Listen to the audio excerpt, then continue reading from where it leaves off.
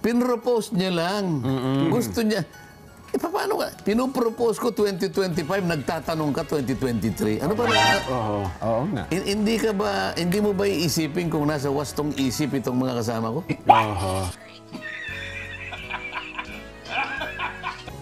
Wala na pong atrasan, mga kababayan. Salamat po sa inyong pagsuporta. Magtiwala po kayo na ang palagi nating paninindigan ay nakabatay kung ano po yung tama. Sabi ko nga po sa Caraga nung isang araw, I will always fight for the right, no matter what it takes.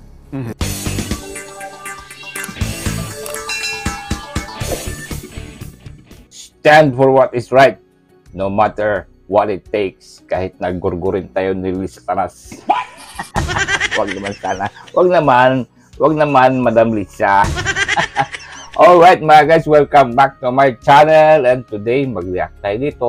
Magbigay po, nagpahayag si Senator, si Congressman Marcoleta. Oo, patungkol ito sa mga nananawagan po sa kanya. At isipin niyo po, ang poll, 96% agad ang approve na tatakbo po ito para sa senador. Yan. No, congratulations, Mr. Marcoleta, in advance. Siyempre, support tayo dyan mga guys, no? Sa mga hindi po nakakaalam, dati na po ito ini-endorso ni Tatay Digong nung last election. Kung naalala nyo, meron pa nga silang video dito, yung interview niya, one-on-one niya kay Marcoleta. Yan. At talagang ini-endorso na ni Tatay Digong ito dati. Kaya lang, nung last hour, nag-withdraw po ito, si Marcoleta. Alam nyo kung bakit? Dahil sobrang daming umaepal nung time na yon. Nung kay Tatay Digong, syempre, incumbent si Tatay Digong. So, nagtalagang yung mga balinding nag-uunahan. So, sa sobrang dami siguro, yun, nag-back out po si Marcoleta nung time na yon. Pero anyway, today, eto, nagbigay po siya ng pahayag sa atin, sa mga taga-suporta niya. At talagang sinasabi niya na wala na po itong atrasan, Your Honor. Mr. Tulonggis, coming na po. Ang aming pambato. Yes, magandang balita po yan. No? Kailangan po natin bigyan ng suporta ito si Congressman Marcoleta, mga guys. Oo, kasi isipin nyo, wala itong masyadong makinarya. No? Kasi hindi pa naman siya PDP talaga membro. Tsaka hindi naman siya siyempre, obvious, hindi naman siya dito sa mga bangag na partido.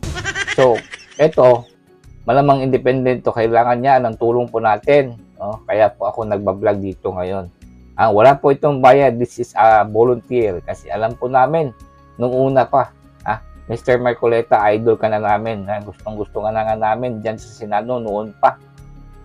Kinampanya pa, nung Tatay Digong pa. Alright, pakinggan natin ito si Mr. Rodante Marcoleta, mga guys, nagbigay ng pahayag at nagpapasalamat at talagang wala nang atrasan to. Okay? Let's go! Candidacy, siguro po, ano ba ang nakikinig ang ating mga kabayan? Sa dami nang nagsasalita na yan na sumasang-ayon sila sa gusto nating gawin, ano? Makaka-atras ka pa ba dyan? Aba. Di ba? Anong ibig sabihin ko? So, ito po, Vox Populi po ito ko. Kaya nga, Vox atras ka. Populi. Tao na nagsasabi sa'yo, atrasan mo yung tao, hindi ganun. Kailangan kung ano yung gusto nila. Basta sa ikabubuti, sundan natin ang kanilang kagustuhan. Ayan. So, ang tanong ko ngayon ko, kailan ho kayo maghahain ng inyong Certificate of Candidacy? Kailan ba ang gusto mo? Simula bukas, October 1. Ako sa Last tingin ko, day, October 8. 8 na kayo, Tong. Kong, 8. Para maganda po, 8. No? 8. Palagay ko nga doon sa pinakahuling araw dyan para lahat ng mga dapat na gawin tungkol sa isang mabuting pagpapasya ay nandun na, di ba? Walang maiiwan, walang makakaligtaan. Tama-tama yun. Siguro October 8, Jen. Ayan.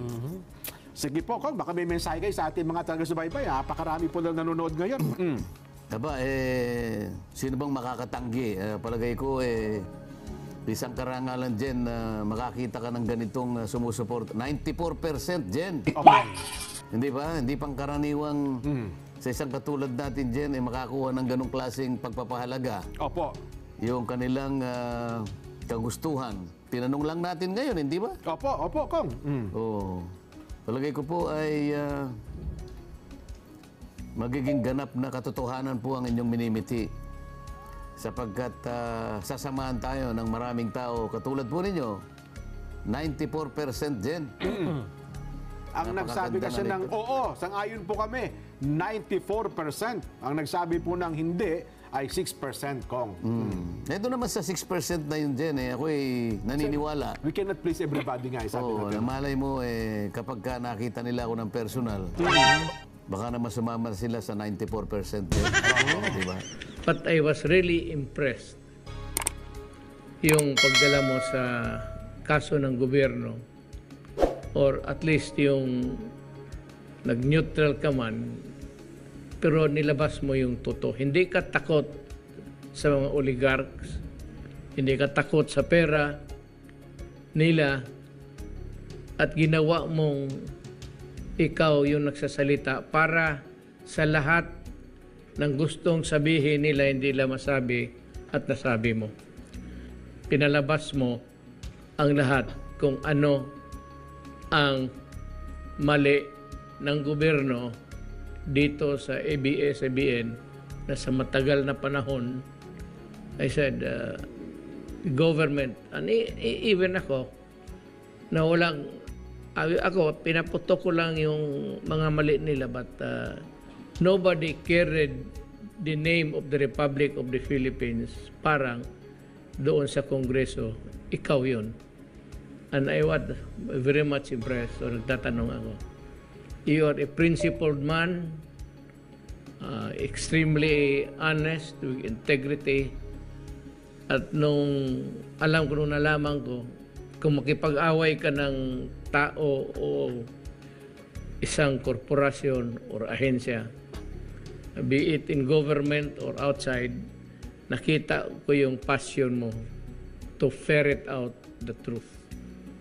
So kaya ako yung mismong personal nagsabi sa iyo kung sana maging senador ka, tumakbo ka. So yan ang gusto ko, manalo ka, use the passion that you have in your heart to work for the Filipino people, lalo na ako paalis na. At ako'y believe sa iyo, na totoo lang. Because I like honest persons, men of integrity. Wala na atrasan nito. 96 na yan eh. Oho. Wala na pong atrasan, mga kababayan. Salamat po sa inyong pagsuporta. Oho. Magtiwala po kayo na ang palagi nating paninindigan ay nakabatay kung ano po yung tama. Sabi ko nga po sa Caraga nung isang araw, I will always fight for the right, no matter what it takes. Alright, syempre, full support tayo dyan, no? Alam nyo, naalala nyo si Marcoleta, yung mga nangyayari, no? Previously.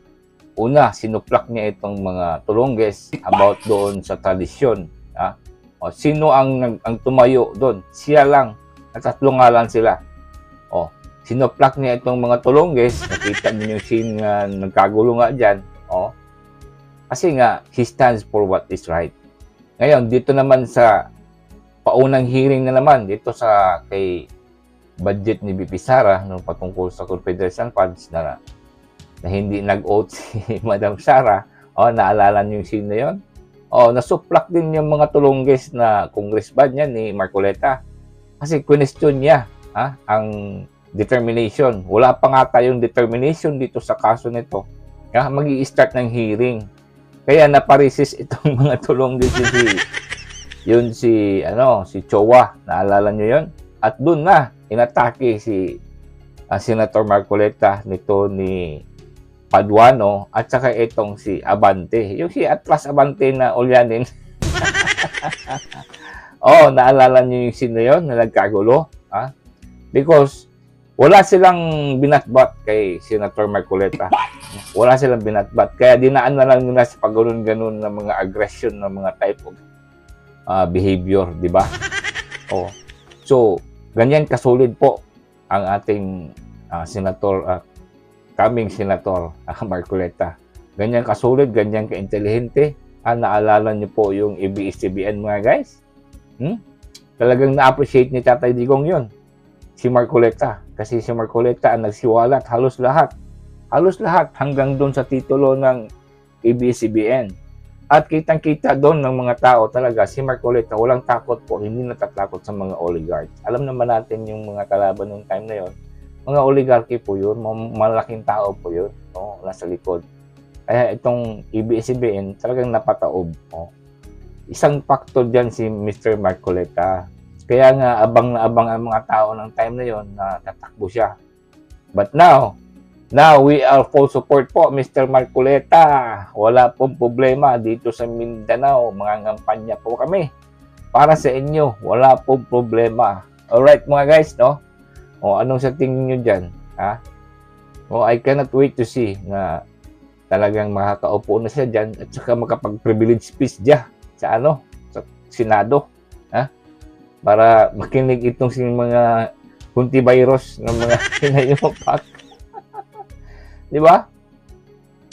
Yung mga senador natin ngayon, hindi natin masyado maaasahan kasi kitang-kita yung pagpanig nila sa administrasyon, kung ano ang topic. Doon nagkukumpulan itong mga tulunggis din ng mga senador.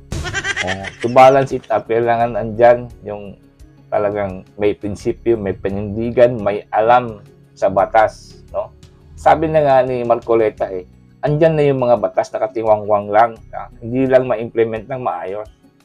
That's why kailangan talaga natin si Marcoleta dyan. Alright? Kayo din, you can give your support to Marcoleta just sending a message to anytime, no? Show support po kay Marcoleta. At ito na nga, pausapan din naman natin itong mga tulunggis na partido. Walang iba, singag ba, no? Ito nga, dalawang plastic pala itong si Amy Marcos at saka si Ping Lacson. Nag-announce na pahiwalay sila. Sabi ni TVO, it's a prank. It's a prank kasi.